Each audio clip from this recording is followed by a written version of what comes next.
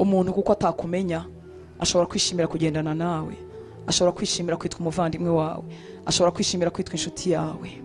Ni umuntu ufite aho areba n'ahagarukiriza, ariko iyi Imana idahishwa nshuti z'Imana. Ijambo ryayo ryatubwiye ngo ziriya ntwari zo kwizera, Imana ntifite isoni zo kwitwa Imana yawe. Imana yarabitegereje ibona ntibayihakanye, ibona bageze no mu rupfu nabwo ntibayihakanye. None wowe nanjye nshuti zanjye, ese data afite ishema ryo kwitwa Imana y'iri torero, y'uru rusengero? Ese data afite ishema ryo kwitwa Imana yawe, wa mugore we, wa mugabo we, wa musore we, wa nkumi we?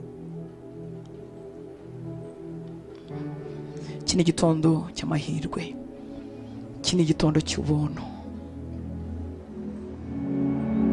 Umwuka w'Imana ari hano kugira ngo ahe imbaraga ababishaka. Umwuka w'Imana ari hano kugira ngo ashyire icyo gishushanyo mu mitima y'ababinyotewe. Isu yibemo ariko utari uwayo, ingororano zayo ntizigufate, ibihendo byayo ntibikubashe.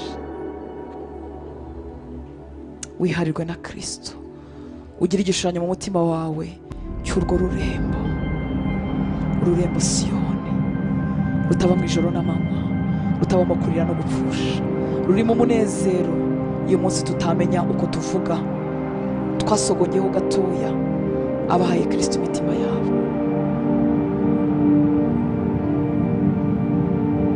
Ndifuza ko wazabayo,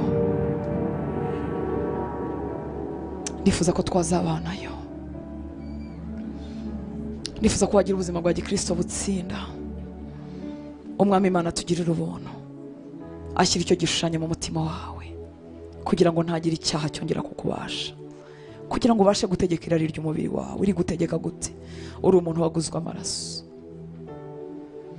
Reka mu minsi tugiye kwinjiramo uhinduke umuntu ijuru rihamiriza ngo yewe n'isi ntiyari akwiriye ko ayibamo, kuko arakiranuka kandi isi irakiranirwa.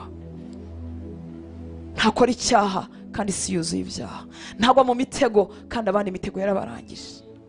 Reka ijuru rigutangarire rivuge ngo yewe n'isi ntiyari akwiriye, ntikwiriye ko yayibamo.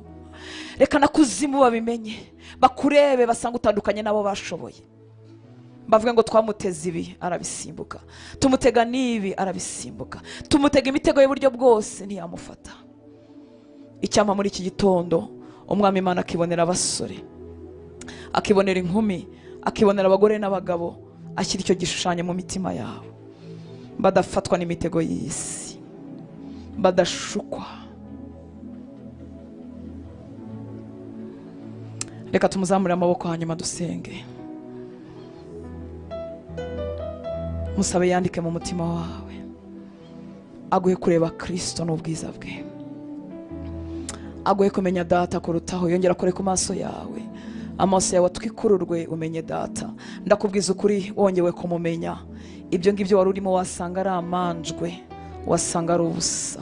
Wamukorera usiganwa, wamushakana umwete, waharanira gukiranuka. Ibiryohereye by'iyi si wabyima amaso, wagira imbaraga zo kubitsinda.